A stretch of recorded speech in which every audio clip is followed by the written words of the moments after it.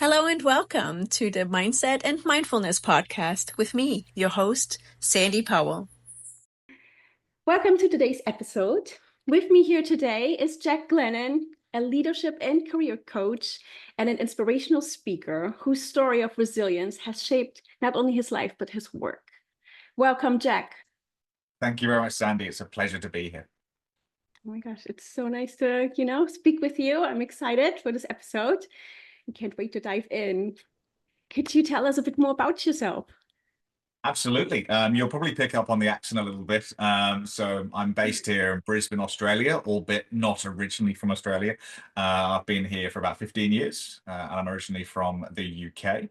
As you rightly mentioned, I'm a career and leadership coach based out of here in Australia. And that's been a relatively recent transition from quite an upheaval redundancy or layoff, as I think they call it in America, that I experienced at the beginning of the year, which we will no doubt come to.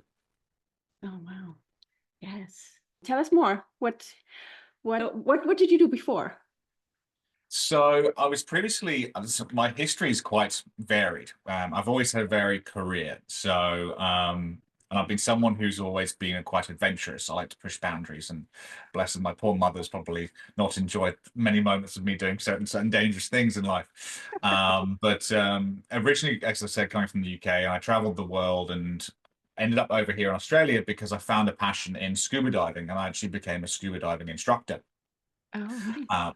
Which was an amazing career, and it was a great way to get my residency, my citizenship here in Australia. And I ended up meeting my wife, actually. It's a bit of a cliche. She was my student.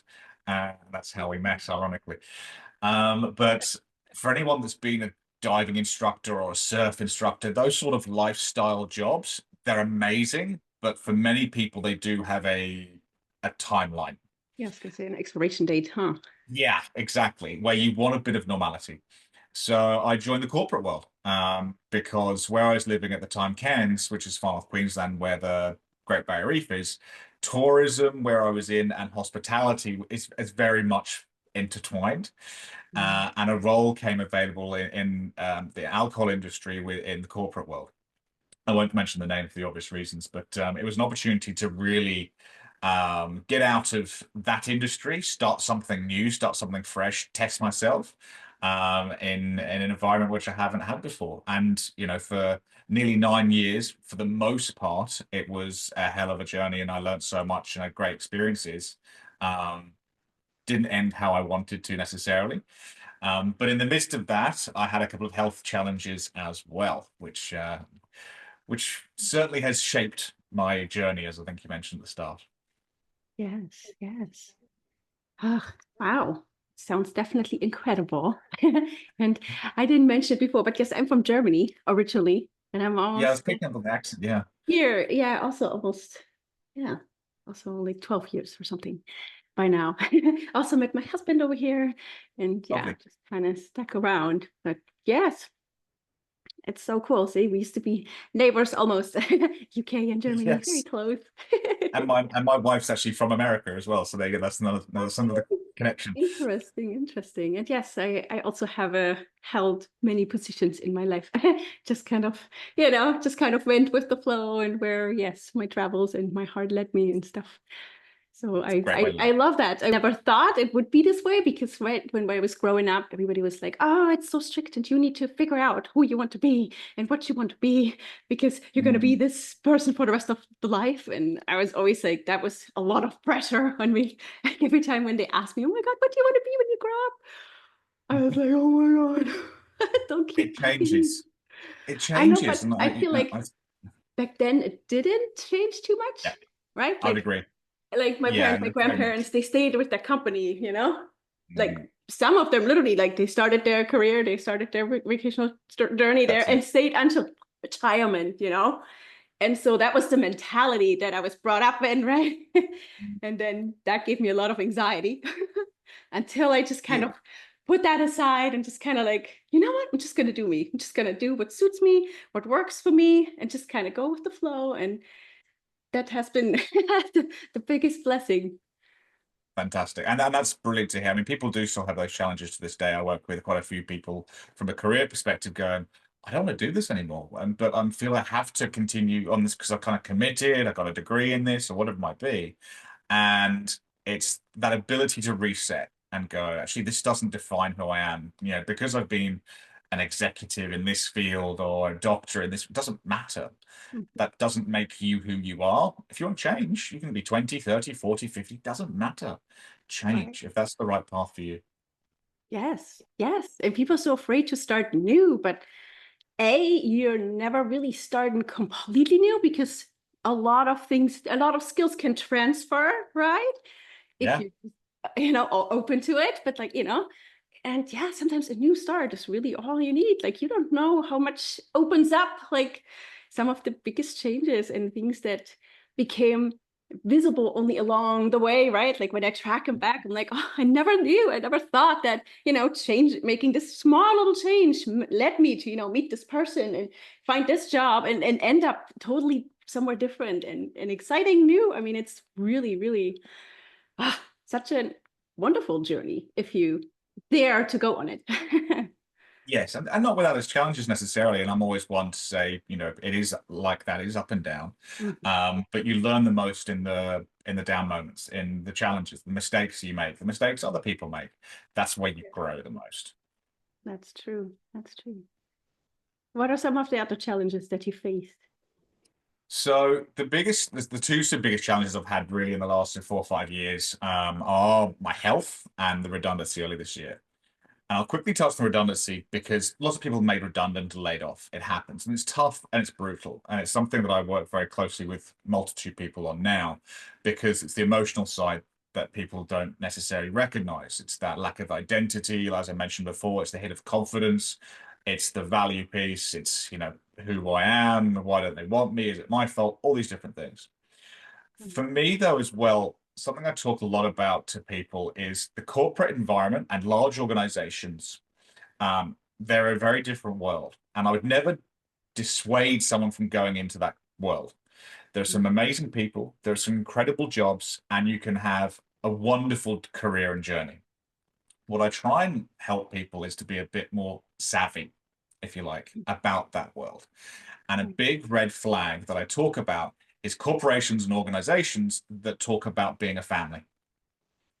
Because that is, in my belief and experience, quite dangerous.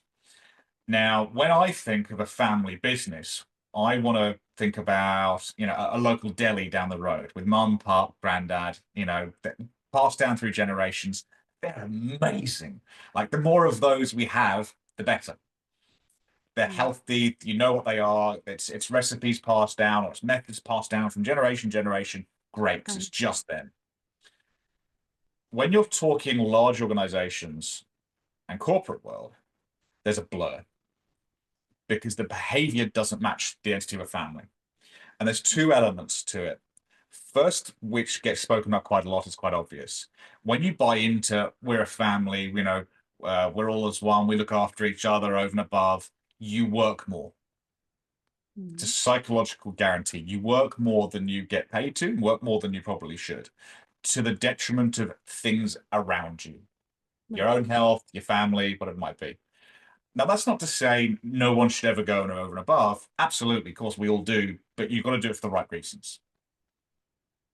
The other element doesn't get spoken about, which surprises me because I think it's got a greater effect. Organizations and corporations, they have to behave as an organization, as a corporation, which means business comes first. Has to. And that's absolutely fine. That's how it works. The business and the numbers and the spreadsheets come first. Cash flow comes first because the business has got to grow and got to go forward. Therefore, you as an employee, stroke family member, reality is that you don't come first. And in these scenarios, things go wrong.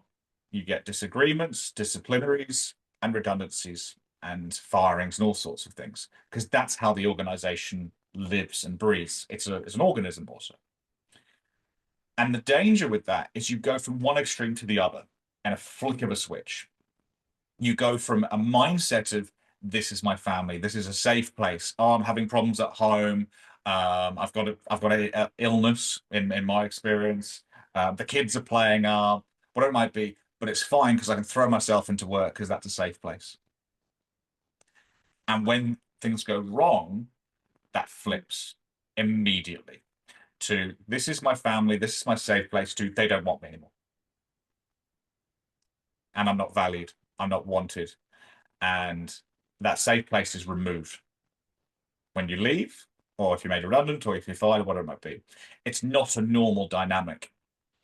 And I've known people 5-6 years later still burned by it, going, you know, that was the best time of my life, and I don't understand why that happened. And for me, when it happened, you know, I had a bit of a tough year to lead up to it, so it wasn't as damaging, but it was feeling like a breakup. It was very much, we don't want you anymore. And you go, well, what do I do on Monday? That's been my life. You're my family. That's my entity. And it's a very, very dangerous trope to play as a culture as we're a family, because you're not. I say to people, fall in love with your job, don't fall in love with a company, because a company itself won't love you back. And that's fine. That's okay. That's what it is. You just know about it and you allow yourself to grow within it. Right. Yeah, and technically it's not their job, right? To love you. I mean, right? Like you said, they're a business. I mean, there's a lot hanging and building on it, and there's a whole bunch of other people, right? And if they need to cut you to save everybody else, then that's just what they're going to do. Yeah. But of course, absolutely. It is hard for you on the individual, of course, right? Especially when you push those boundaries of like work-life balance, and your identity becomes so intertwined with, you know, that work and things like that. You're pushing the boundaries. That's always very, when it becomes blurred, it becomes hard. It does, yeah. And the reality is, especially the last couple of years, that, you know, we are in a financial crisis to a certain degree globally. The outlook is not great. And therefore, businesses are looking ways to still maintain profits and or growth that they've had since post-COVID, sorry. And they look at a spreadsheet and go, well, we're not selling as much of watches or whatever it might be, or oranges. So how do we make that profit column go green? Well, we need to cut then. We need to save money somewhere. The easiest way to save money is through overheads and people, because you can go, well, that job we can probably give those jobs within that one person's remit to those 5 people and split it up. Give them a little bit more work because they can cope, they can take it, and we get rid of that wage. All right, that saves money there. It happens all the time. And I'm not putting it down, I never do, because that's just how the organization works. But when it's balanced with, but we're a family, that's where it becomes dangerous, because families don't pick and choose who they keep for the benefit of the family. That's just not how dynamics work. Yeah, it's dangerous for the individual if they become too invested. Yes. Yeah, absolutely. And a lot of us do. Oh yes, no, I understand. Especially since COVID, I feel like work-life balance has been very, off balance. Because people started more working from home, and the boundaries that 9 to 5, you know, like people are expecting their emails more, and people are working longer, and even like after the kids go to bed, they go back on their computer and things like that. Like I've heard from so many people, right? And I mean, I see my husband certainly working crazy hours at times, and I'm like, what happened? What's going on? And it was too the redundancies. Like there has been a lot of layoffs and a lot of put on his shoulders. Like I think his department was at some point like 30 some people, and he's the last one standing. He's the last one. That's what doesn't get spoken about. And actually, I was speaking at an event recently about it, is when it comes to redundancies and layoffs, it's not just that what happens to the people who are made redundant, it's who are left behind. Who are left behind within the business that go, well, hang on, what just happened? You know, I've lost my leader or my colleagues or the people I got on really closely with or trusted. Do I trust the leadership anymore? And hang on, now I've got 2 people's jobs on my shoulders. What do I do? Where's my goals? And the challenge for leaders, and I don't think many have got this right from what I've seen, is how you rebuild that trust and that framework. And I think a big issue with that is a lack of emotional intelligence, because a lot of businesses are focusing on structure and process and numbers first and foremost. If the process is right and the numbers are right, brilliant. They're looking for a band-aid. They're looking for a silver bullet. because what they're neglecting is the people. Every day of the week, if you get your people right within a business, within a team, with anything, the results will come. No, they're not going to come tomorrow, but they'll come in time. And that's many places is lacking at the moment because of the stresses and the pressures on hitting budgets and growth and profits. Right. So what do you suggest for people stuck in there? I mean, I've had some previous podcasts and conversations where we just were really talking about, reducing that emotional investment, right? Like you can be good at your job and you can be, right? Like if that's what you need to have going on, right? Like we said, we might not be able to jump ship yet, right? We need to pay bills and things like that, but just kind of, yeah, like you said, this investment in this, like I have to get over involved and take over ever more things, and then there's not enough left at the end of the day, right? Maybe for family time or to look at maybe other job opportunities that might work better for me in the future and things like that, right? Because I'm just too pooped. Like, yes, that's where we were like, okay, you really need to step back, take a look at what is it that you need to want, what in the future, right? Is this the job for you? Yes, no. Is this what you want? Is this how it fills you up, right? And if not, like really kind of stepping back a little bit and focusing then your energy more into the other areas that really do fill you up. Definitely, 100%. I guess there's going to be two answers, one for leaders and one for sort of general employees. Employees never feel guilty about questioning where you're working. I think a lot of people do. They go, oh, should I question because, I'm being disloyal? No, question it. If you're not happy, have a think and go, well, what's important to me? I talk a lot about non-negotiables. Write down what are absolute your non-negotiables in your career. What mean the most to you? Some people might go, well, I have to work in a hybrid environment. So if you're working in a company that's going, look, we're getting rid of hybrid environments, well, that's non-negotiable for you. Right. Know that and be clear in your mind going, that's something I'm not willing to do. I need to start looking elsewhere. A lot of people, because it's a tough market, are afraid to push back and go, I can't take on any more work. I'm cooked. It's so important that you do. And it's not the act of pushing back, it's how you do it. You have to be professional. You have to not talk about it from a personal level, talk about the action itself and go, I'm at my max. If you want me to take on these 3 more projects, say, absolutely. But what 3 do you want me to drop? Because I can't take any more on. If you want me to take on all this, then the quality is going to go down. And you're not going to get it on time because I'm only one person. And to approach your leader with that conversation, you first need that trust with that leader and that psychological safety with that leader. And that comes from the leader themselves. So in this environment, what I would say again, which you might not have. And that might be a non-negotiable. So go, well, this environment that I'm in, this leader I don't trust, I don't feel I can communicate with. And then you have 2 choices. You have a choice of going, I'm going to stick this out, which I think we've all been there, right? I'm going to stick this out because I don't think this leader is actually going to last. And if the leader doesn't last, I'm actually excited to see who comes to replace them.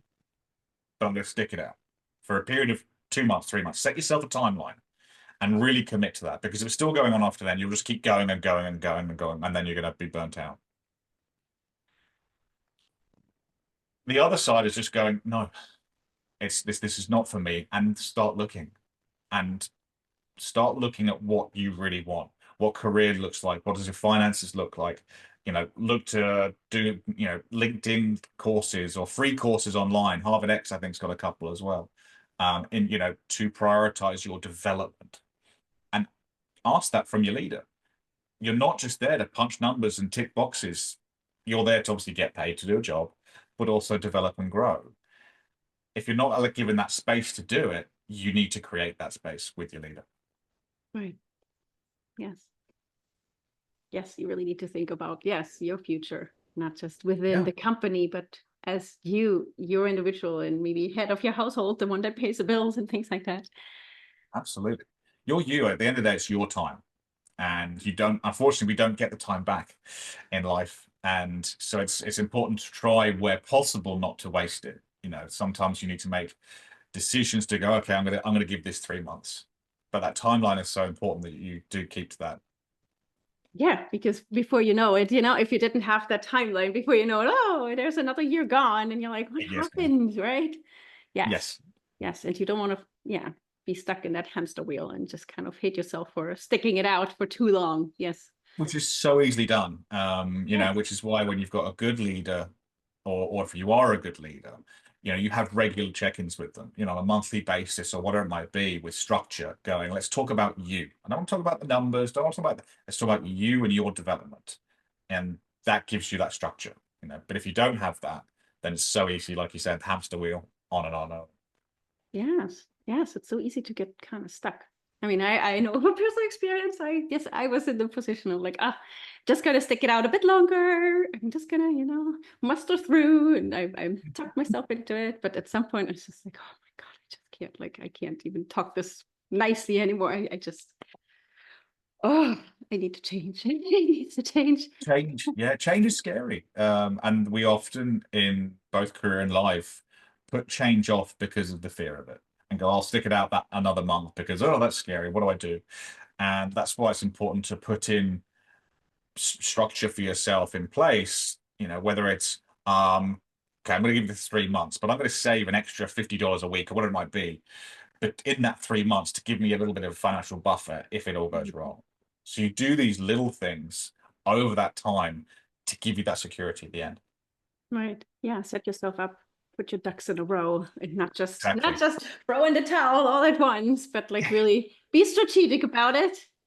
100%. All right. That's great. But I think you said there's more challenges. I think you wanted to go.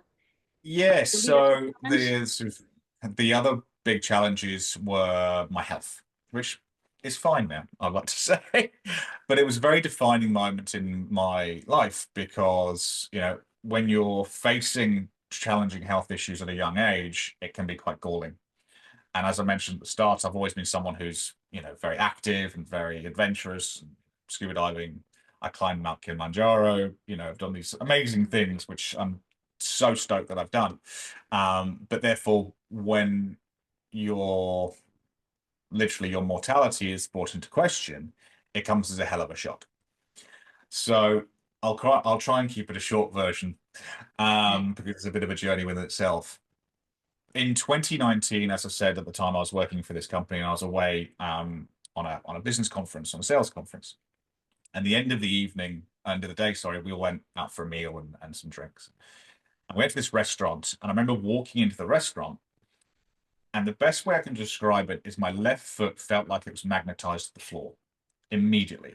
I suddenly couldn't move, which is a very bizarre feeling. Um, but I'm feeling fine. I'm speaking to everybody then, like I am to you now.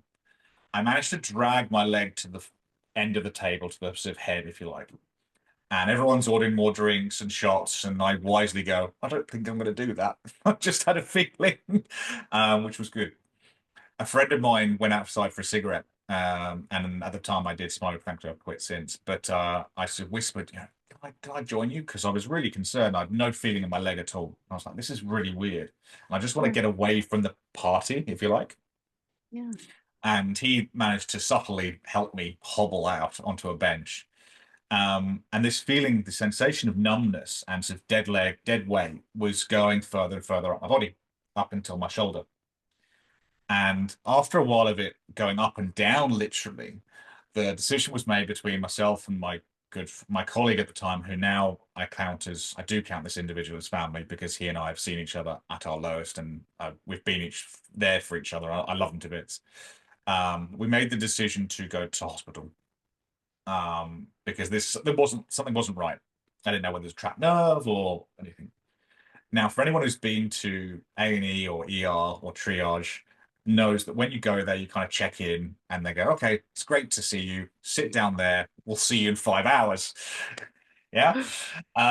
This unfortunately was my first indication that I was in a bit of trouble, because I'm leaning there kind of like that, telling them everything what's happened over the past hour or so, and a door slams open next to me and a wheelchair's brought out. I'm pushed onto the wheelchair, wheeled straight through, lifted up onto a bed, straight down, and suddenly doctors, nurses all surrounding me within a matter of 15 seconds. That's quite intense. Mm-hmm. So my shirt's ripped open, and I've got all these sort of things, sticky things, all the wires put on my chest and all sorts. And I sort of remember looking down to see sort of my friend, and he was looking a little concerned, bless him, understandably at the time.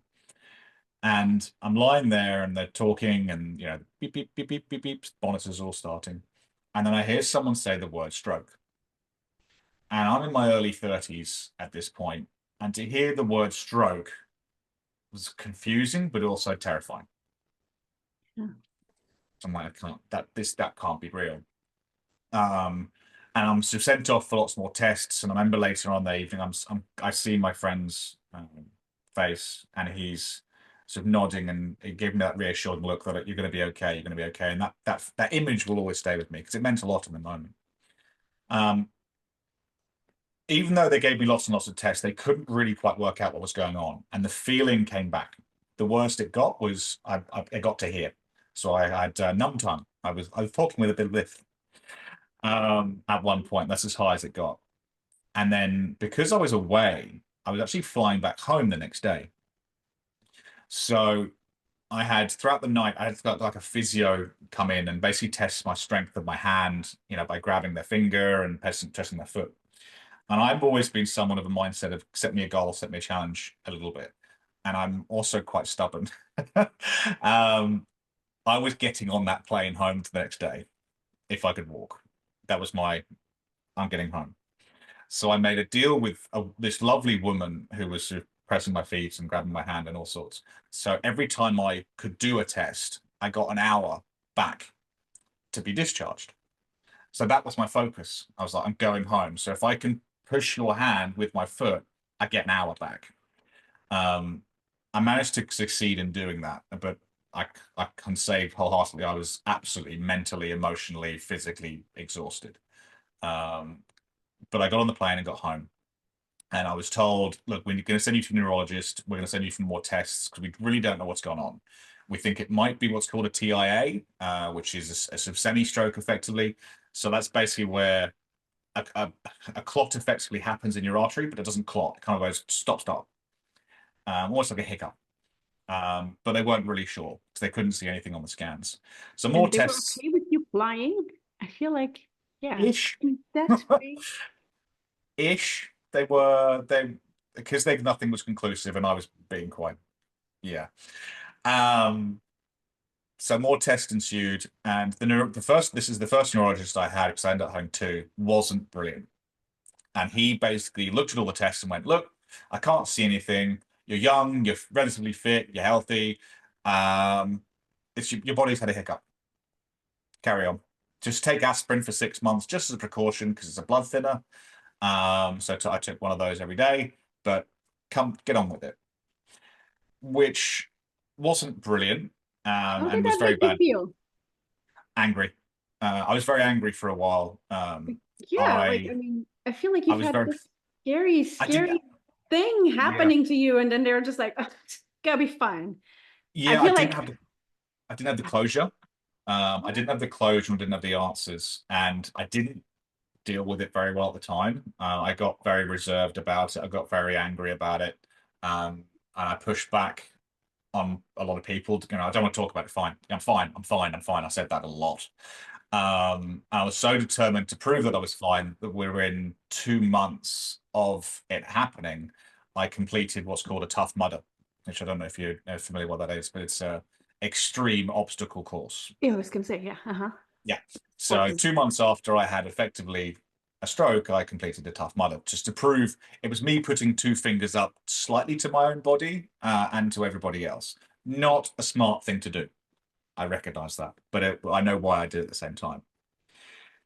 Now, having been told yourself that you're okay. Yes, because it was the first time in my life that I was not trusting my body. Yeah, I was gonna say, you want to feel like you've got this, like you're in control again. Yeah. Control's a big one. Control's a huge one. So that was March, April 2019. So 6 months taking tablets, absolutely fine. And I've got a big trip in January with a friend of mine from the UK. and we were to meet in India and take a race in a tuk-tuk. We're going to drive a tuk-tuk the whole length of India for pretty much 2 weeks. Unsupported, a race. Basically, we've got a start point and a finish point, and that's it. And you were all trying to get there. A load of different people. Amazing, incredible. Recommend anybody to do it. Unfortunately, in the middle of the race, we're in the middle of nowhere and buying oil and fuel in a hole in the wall. And I've got the canisters in my hand, walking back to the tuk-tuk, and I suddenly start to go down really slowly, almost in slow motion, onto the ground, as I lose the feeling on my left-hand side. Now, this time there was no fear, there was a lot of anger. Now, if anyone's experienced a stroke or a TIA before, you know there's a taste. It's really hard to explain. It's like a metallic-y taste. And I knew it the moment I got that taste. It was, I know what this is, instantly. And it was pure frustration. And I'm just lying there in the dirt, just swearing. So literally every swear word under the sun you can imagine I was shouting. And my poor friend standing there going, what do I do? Yeah, I was going to say, you're in the middle of nowhere. Where do we go from here? How can I help? Exactly. Yeah, well, that was my decision, really. So I got very focused, and I was like, get me back to where we're staying. We're staying in this little hostel for the night. We're not really hostel. This is B&B, really. And I will take aspirin. I'm going to raise my heart rate, because whatever's a hiccup in my body, I'm going to push through it. And I had this image in my head of literally punching through this little blockage of whatever it is somewhere in my body. And so that's exactly what we did. So we got me back, and I tried to raise my heart rate, started sort of hyperventilating and taking aspirin to try and push through. And by the evening, it had passed, and I could feel again. I couldn't walk great, but it had passed. This bit's a bit conjectural, because a lot of people have gone, that's stupid, but I had a choice of going, well, I'd either go to the nearest hospital, which was miles and miles away somewhere in a language I don't speak, having to try and explain what had happened to get checked out. Or, because I'm quite stubborn and quite single-minded, I go, I'm going to deal with this when I get home. I'm going to finish this race, because this is what I'm here to do. I mean, you made it this far, right? Like, you somehow managed to push it back down and self-medicate or whatever, make you feel better. So why stop there? Exactly. Exactly. 100%. That was what I was there to do. And I wasn't going to let this define me. I will define the trip. Now, so we did that. Amazing. Getting back, I made a decision, and I asked my friend to keep it to himself, to not tell my mum, who's based in the UK, or my wife here. I didn't want to tell them what had happened yet, because I didn't know what had happened. Yeah. And until I had those answers, it was pointless to tell them, because they're going to have lots and lots of questions that I don't have the answers for anyway. Some people think that's a bit of an odd decision, but I know my reasoning behind it. So going to a doctor, going, look, this is not right. Something really is. This has happened again. This is what's happened. Happened last year. I don't trust these results. Let's do some more tests. So more tests had to be done, including like a Holter monitor, which is something you wear. So I did have to tell my wife, because it was a big box on my hip, effectively attached to my chest. Had sort of blood tests, blood pressure overnight, and all sorts, multitudes of MRIs and all sorts. And a different neurologist who was amazing. Often the frustration with doctors is they sit behind a screen and they go, well, yeah, this is the results and this is what you're going to do, and okay, bye-bye. She went, here you go. And she showed me a full scan of my entire body from toe to head, going, this is what your body looks like on the inside. This is fine. Oh, that's a break you had when you were younger, or whatever it might be. And we got to my brain, and she showed me that there were 3 bleeds on the right side of my brain. And for anyone that knows this, a bleed on your brain is effectively a stroke. When the 3rd one was, to this day, we still have no idea. Might have been in my sleep, might have been at any point. And this was a huge moment, because there's 2 elements. Firstly, I sat there going, this is brilliant. Weirdly, I know. This is brilliant. I know what's wrong. I was going to say, finally, you got an answer. Got an answer, because it's so frustrating. You can't plan or do anything. I've got an answer. I know what's wrong. Also, I'm very lucky to be here. Because if this had happened whilst all the years I was scuba diving, if I was underwater, if I was on top of Kilimanjaro, when I was running with the bulls in Pamplona, 15 years prior to that, all these different adventurous things that I've done in my life, I'm not here. And it's that simple. So this is great. This is positive. So now we need to know, well, what's causing this? So the next stage, more tests had to be ensued. And what we found out, and which is quite interesting, because a lot of people have this but don't necessarily know, is that in our heart, we've got a partition in our heart, right? Mhm. And when we're born, that partition actually is open, it's adjacent. And you take your first breath and it goes, and it seals. And that's your partition. Me, it never sealed. So for 30 odd plus years at the time, it had been doing that, flapping, collecting bits of gunk and blood and plasma and all sorts that go through our body over time. And therefore passing this gunk through, getting caught into my system, into my brain, causing the bleed. Oh. So it's an amazing revelation to find out you've effectively got a hole in your heart. And you're going, okay, so what do we do? So what I had to happen was heart surgery and an amazing device, which is basically a two-part fan on a rod that they basically poke this rod through one side, through the other. And as they pulled it out, a fan opened up on both sides. And as they released it, the fan closed. Amazing. Like really, really, really smart. I love that sort of gadgetry stuff. Now, if anyone's sort of clocked on to the timeline of this, we're now March, April 2020. What else is going on in March, April 2020? COVID is starting to kick off. Oh, no. Thank you. So that was the complications. That's the complications, because any tests or any hospital visit, you're on your own. You can't have any visitors. You have to take a multitude more of tests to get into the place. It's all high, it's a bit more hectic, can we say. But I get the surgery on the Thursday, and the Friday I wake up, and I keep this photo to this day because this will give you, back to our conversation before, an indication of how my mindset was work's a safe place, because I'm on my laptop in hospital the day after heart surgery, not watching Netflix, not reading a book. I'm on Microsoft Teams working. And I send a photo to both my leader at the time and also the HR director, and I'm wired up and I've got the photo still. And I'm like going, yeah, great. And I look horrific, absolutely horrific, as one would after heart surgery. And I'm told by them, you really shouldn't be working. My leader, to be fair to him, he did absolutely the best he could. And I won't put him down on this one. But the business should have recognized I was behaving wrong. I was in the wrong. And gone, we need to disconnect this person from the system because he ain't listening. They didn't. They went, okay, well, only do what you can. They enabled it. And that's, again, part of the family thing. You do it. But that was very much on me as well. But that was how I was kind of going, okay, I can throw myself into work and fine. So I get out of the weekend, and on the Tuesday, things take a turn. My wife, pretty much about 7 o'clock, my wife is actually out. And my heart, I'm at home relaxing. My heart, out of the blue, starts beating at a really bizarre beat, but an extremely high rate. And it doesn't build up, it's instant. It's literally, I'm normal now, bang.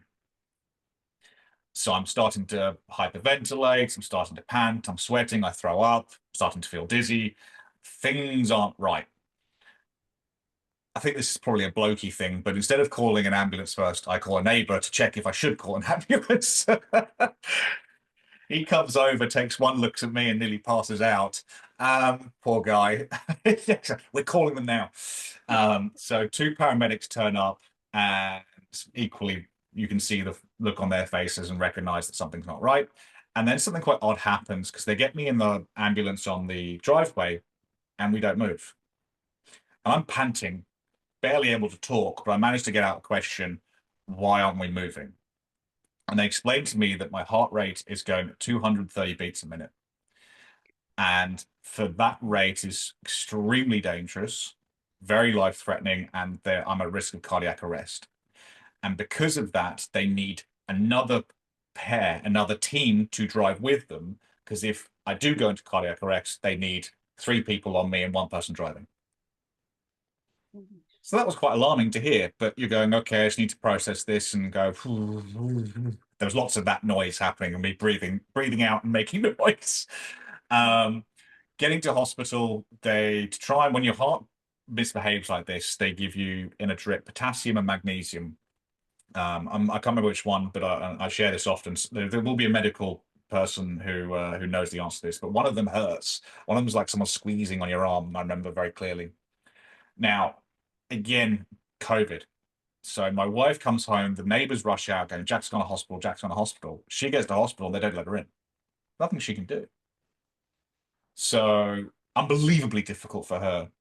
So I'm on this sort of cubicle panting away, and I call my mum back in the UK because I'm terrified at this point. I'm very confused and trying to explain to her what's going on and looking for reassurance, as one naturally does in this situation. And she did wonders, to be fair, but to be fair, didn't change how I was feeling, but effort was appreciated. Whilst I'm on the phone to her, the nurses rush in and go, this isn't working. And we've got one option next to do, which is to put you out and to defibrillate your heart to stop it, and then defib it again to start it again. Oh, to shock it out of the irregular Shock it out of the rhythm. Yeah. Which is quite alarming to hear. I was going to say, it doesn't sound very fun. Like, yes, let's do it. Let's stop my heart. Go for that. No, it was a little alarming. And my poor mum, again, she was on the phone having to listen to this. And immediate fear comes over me. I'm terrified. And I effectively have to say goodbye to my mum because I don't know if I'm going back or not. There's no guarantee. Right. And at this moment, it's very weird.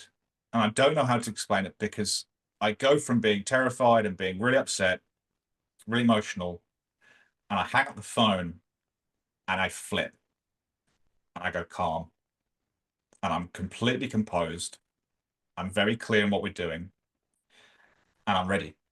And I've shared this with a few people and they go, well, were you ready to, give up and die and you're ready to face it? It wasn't that. It absolutely wasn't that. I compare it and I do an analogy of playing poker. And I recognized that I had one card to play. And I'm going to play it as hard as I bloody can. And I was so focused. And I remember saying out loud until I wasn't awake anymore, you're going to wake up. You're going to wake up. You're going to wake up. And I just kept on repeating it. And it went from my mind to my mouth, just over and over and over again. And I was just absolutely clear on what was going on, what was going to happen, and that I was coming back. And thankfully I did. And what transpired was I was on medications from the heart surgery and they were trying to get those right because there was an imbalance somewhere. The heart was inflamed from the surgery. So this incident happened on the Sunday. It repeated, on the Tuesday, It repeated the following Sunday to a lesser degree. I was 190. Not great. But this time there was no fear. I came back almost like, hi ladies, I'm back again, me again. We just do this over, Yeah, sure. it was. Bring me back. It's very much, okay, we're going to come and defib. All right, ready. So kind of similar to the second time in India, it was something familiar. I knew I was control. The issue with the third time, which was the following Wednesday after Sunday, was that they were like, it's too soon. We can't. There's too much risk. From defibbing on Sunday to Wednesday, it's too much risk. So we had to keep you in overnight, and we're going to have to keep you monitored and hope you don't go into cardiac. But we're going to have to wait this out and play with your meds. So this gradient of getting easier and getting less severe happened over the course of the next couple of months as they played with my medication effectively. And it was about 6 months it was April till August. I remember seeing the surgeon and the consultant in August and wanting that I'm all clear, I'm fine now. And unfortunately in that profession, they don't like to give that because of liability. And I was getting very annoyed with them because during this time, and my wife made a brilliant decision. She bought me a Fitbit because I had to keep my heart rate at a really low rate just to let it heal. So it was no more than a brisk walk, watching an exciting movie, careful. No going out with friends when guaranteed COVID was happening, so it was limited to that anyway, but no house parties at mates' place, no drinking, no fun, really. Yeah, I was going So to say that must have felt really bad for someone like you that is very, on the yeah, go and climbing mountains and doing all these things and being in control. it was, yeah, it was extremely limiting. Again, you can't plan for the future. You can't live the life you want to go. And I'm just desperate to do that. And so sitting in that consultation room and hearing them go, well, just probably, we're not going to say you can do these things, but, the meds you don't need to take, it has healed now. You are fine. But you probably shouldn't. They kept on going back on themselves. And I was just getting really annoyed. So what I did, again, I wouldn't necessarily recommend it, but it was getting my way, similar to Tough Mudder, is I got out of there and went, right, well, I've been told I don't need the meds. I've been told that I'm healed, I'm fine. There's no risk of me having a stroke more than anybody else because my heart's had surgery. The heart's not inflamed. I'm going to go and live my life. And I called a couple of mates and got really drunk. Had a really big party with a couple of friends, literally for about, God, I think we drank for like 12, 18 hours or something stupid. And had fun. And it wasn't smart. I'm not endorsing it, but it was my release and my two fingers up to, again, what had happened, to regaining that control in my life and my body again. And even it's interesting how these things affect you, because when you do lose that trust in your body, not only is it conscious, it's subconscious. So even to this day, now I do have a tick, because the only byproduct I had from all the strokes actually was my taste buds changed slightly and I had a lisp for a while. That's gone, thankfully. But the psychological effects is now anytime my body feels like it's got a bit of a hiccup, if you look at the sun and you feel a bit weird, or you stand up too fast, our bodies feel a bit odd. They do things to us. Anytime that happens, I pinch my index finger with my thumbnail. And that's my way of going, well, if I can feel that, I'm fine. Because I know the loss of feeling. And I only noticed I was doing it probably 6 months after I'd already been doing it. It was just an automatic testing thing.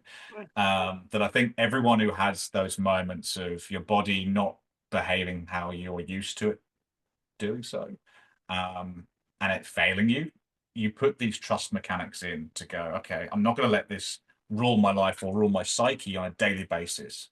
I remember pushing back on quite a few friends and my mum as well, because I wanted them to stop asking how I was after a period of time. Like, stop talking about it. I'm fine. Like, talk anything, the weather, the economy, work, sport, holidays. I'm fine. I know it comes from a good place, but I don't want to talk about it anymore. It's in my past. I'm good. I'm fine. I'm better. This isn't going to define who I am. And now I'm here talking about it.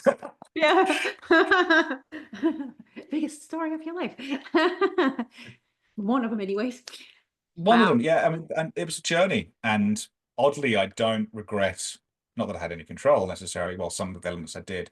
I don't regret any of it, because it shapes you who you are today. As I mentioned at the start with adversity, you overcome adversity, you grow. I think everybody is dealt adversity at some point throughout their life. And I think the earlier in life that you're dealt a tough hand, the better in some ways, because you grow through it. And you build that resilience, and you can reflect and go, in a new moment of adversity, life's really bad right now, but hang on, I got through that. Right. Okay, I'll be fine. You will be okay. Yeah. Yes. Yeah, life is a great teacher. If you're there to listen Yes. and take the lesson. Yes. Oh my gosh. Yeah, very much. Quite the story. Yeah. Oh, when you were talking though, I was transported back too. Just trying to find it back. Because you were telling us how limiting it felt. Oh no, how you flipped the switch. Yeah. You flipped the switch in the hospital bed, and I was transported back to my moment, because I actually during COVID times my daughter was born in 2020. And I was in labor for like 5 days. Wow. Because I was really, really trying so hard to have a natural birth. And she was fine, but it was just not happening naturally. And so they tried every trick in the book, and they always came up with, oh, yeah, whenever we do this, like, if that's going to work, and whenever you do this, like anybody, and I was always the 1%, right? Like, well, sorry, it didn't work. Let's see what else we could do. And it's just so frustrating to be like at the mercy, right? It's just kind of like, yeah. But anyways, eventually. Control again. Yeah. Yeah. No, what I mean, yeah, I tried my best, obviously, right? Like I was talking to my daughter, I was doing my walks and doing my motions, but you couldn't really do too much with COVID, like you were very isolated. You could walk on, the floor or anything. You could really just, circle your little bed back and forth kind of thing. But it came to a point where obviously the C-section was necessary, and my body was so depleted that, well, the regular C-section is like half an hour, I think. Mine was like almost, 3 times that, because I almost died. Like I lost so much blood, and like everything wasn't working the way it was supposed to. And so I was very strongly monitored afterwards, because like they would actually come into my room and like shake me and like breathe, like now here I was like, I thought I was breathing, what am I doing, But apparently I wasn't oxygenating enough or whatever, right? So they really came in like, I don't know, on the hour or every 10 minutes. It felt like, constant interruption. And I don't know, I just remembered I was just kind of, once I held my baby, even though like everybody was like looking concerned and telling me like, like you gotta take it easy, like I was just kind of like, like you said, like that switch, like it was just like, I know I'm gonna be okay now. Like I know that this is, like this is it. Like I've got this. Like I'm not gonna die. Like, and even though they interrupted us 100 times, and they were like, well, you need to give up your baby and this and that. And I was like, hell no, I worked really hard. I'm not gonna, no, she's gonna be with me. And that's the thing that keeps me going. You know what I mean? Like she's here, I'm here, we're together. And that's gonna push me through to the, Oh. What a motivation though. Yes. That it was, like you said, that there was this almost like a certain clarity of like I know I've got this. Like I don't know how to explain it, but it's hard, isn't it? It's hard to explain, but you're right. It is a clarity. It is a moment. It's a switch that it just happens, and it's not a conscious one almost, but you're aware of it, but it's not a conscious switch that you're switching, if you know what I mean. You're not going, okay, I'm going to do this. It just bang. And you go, okay, right. Yeah, like I've got this. I'm not worried. Like I don't know what you're all worried. Like I've got, like this is cool. I know this is gonna be okay. So, and I just stayed with that and made it out in record time, because I was gonna get out of there too. I was like, I'm not staying around. Like I hate being interrupted 15 times. Like on the second and stuff. It was really. But again, you had that motivation and determination. I probably use the word stubborn a lot, but we can change stubborn for determination. It's very, very similar. But you had that goal in mind, right? Very similar experience, and going, I'm getting out. I'm done now. I'm going to be fine. And it's not reckless. I think there's a fine line to being reckless as well. Some people do go, what, you left the hospital and did this, and I go, I recognize where I was probably a bit reckless with the Tough Mudder, for example, or the drinking that night, even though it had been 6 months. But definitely with the Tough Mudder. But you, like anything, you risk assess and your own mind, and you go, okay, I need to do this for me, and it might be on the riskier side, but not doing it actually is more detrimental to my mental or emotional or whatever it might be side. Yes. Yeah, see, that was the other point, that I feel like there's a lot of similarity. I can so relate to you, because so I got into a really bad car accident in 2010.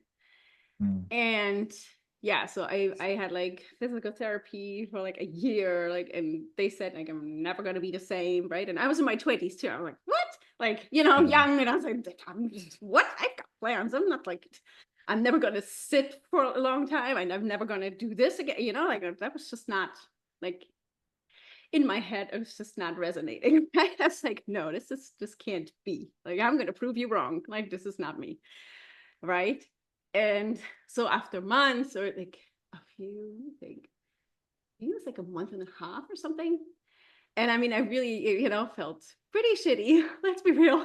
I couldn't go to school, or like I had to like stand. I couldn't sit and stuff. Like it was like very shaky and stuff. But there was one day my friend invited me on like a tour out in the city or something. And she's a photographer. And then she was just like, oh, like we should take some pictures. And before I knew it, like I was doing, like jumpings and like, oh my gosh, and things like that, right? And I like, like it was almost like, what? Like, how could she do that after, this accident? And everybody like, what? And you usually feel so shitty, but like you said, like it was just like that moment, like I just needed that control, like to tell myself, like I'm okay, like I've still got this, like I'm still me, and me is I am the person, yeah, that jumps, that is silly, that just kind of pushes the boundaries and has fun with it. And I don't know, I'm just not giving up that easy either, so it I just love that. I love the not giving up bit. Yeah, it's not giving up easy, right? And I think there's, for some people, for not all, and not better or worse either, but for some people, there's no better motivation than proving people wrong. yeah. And I think some people are wired certain ways that if you tell them you can't do it, that's very dangerous because they're going to do it probably. That motivation is so strong. Other people need to be told they can do it to be motivated. Yes. Some Yeah. people actually need to be told they can't. Yes. Oh, yes. I think it's the story of my life. Like, I'm going to prove you wrong. I'll show you. There's It's more. strong. It's a strong impulse, right? It is. It's guided me very far. I'll keep on holding on that. I love that. That's great. Yes. Oh my goodness. This has been so good. I love it. I really, really, really love it. I mean, I think, like I said, I found like there's so many similarities. I could really find myself in your stories. Even it's a different story, of course, but I can see your thought process, right? Like because I feel like there are certainly things that I would Thank have you. And that's done. very kind. That's something that's really helped me in this transition into the coaching, because I'm very open with my journey and my mistakes. I always have been. And I take that into the professional sense as well. So I'm working with individuals. I share my experience and I lead with that emotional intelligence and go, okay, this is what I've done and this is what I'd recommend, but these are also the mistakes that I've made. And I can recognize that in others because I know it's so common that we make these mistakes, and I can help prevent them from happening before they do, but also talk people through that process and go, I know where your mind's going with this because you're starting to get frustrated and angry about this, and I know why. So let's talk through that. So it's not just a stopgap, it's actually a building and growth opportunity. Right. Yes, yes. It's so true. Especially once you understand what you're doing, what your mind is doing. And it's of course it's easier to understand it backwards and then, see it in other people. Always. But it's good to take the lesson, right? Like that's why we're right. That's why we're going through life, to take those lessons, to take the opportunities and turn them into lessons and learn from them, share, hopefully be wiser, make better choices We next try. time. We try. We're not perfect. We make mistakes, and I'll certainly make more, a whole bit different ones in the future. No, but that's what we're here for. And Yeah.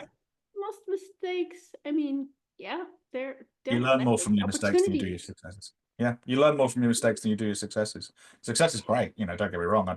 Bring more success on, wonderful. But you learn far more by the mistakes you make. Yes, yes. It's always good for something. Just gotta find it. 100%. Oh, well, this is so good. I love it. How can people connect with you? If there's someone out there that would like to, get in contact with you, or how can they find you? Lovely. Yeah, there's probably a couple of different ways. The easiest way would be to go through either our Instagram page or my Instagram. I say ours, it's just me. The Instagram page, which is at Glennon PC, P for Peter, C for Charlie.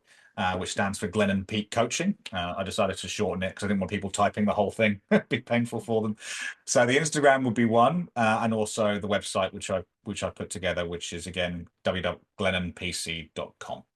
Yeah. Nice and easy one. Awesome. Yeah, I'll put it in the show notes, but it's always nice to ask. Yeah, but it's just the thing is that the message they're going to get, it's just me, so it's not a bot or a group of people in a room, so they get authentic responses. Also, what I do actually every Wednesday, I did it earlier today, is I encourage people, if they've got and they want to stay anonymous, that's absolutely fine, but I put a story on our Instagram page where they can literally ask a question, and I will write a post about it in our Instagram to answer that question. If they want to attribute it to them, I will. If they want to keep anonymous, they will. I will even. So it keeps that conversation going without actually having to take up anything directly. I had someone recently just message me and go, could you write a post on how to deal with a micromanaging boss? So stuff like that, and I just give small tidbits for people to take on their journey. Oh, I love that. That's such a great idea. Because there's so many people, have those questions, and just getting them answered. And yes, if they want to stay anonymous, that's good too. Yeah, I love that. Absolutely fun. Yeah, and Definitely if they want to gotta- take the journey, take the journey on further, then that's what the coaching's there for. Exactly. Oh, this is so great. I'm so glad we had this conversation. It's been really insightful, inspiring. Me too. Oh, Sandy, it's been my pleasure. Thank you for having me. Like I said at the start, it's been lovely. Thank you. And I hope we stay in touch. Yes, definitely. 100% we'll stay in touch. All right. Well, wish you a lovely evening.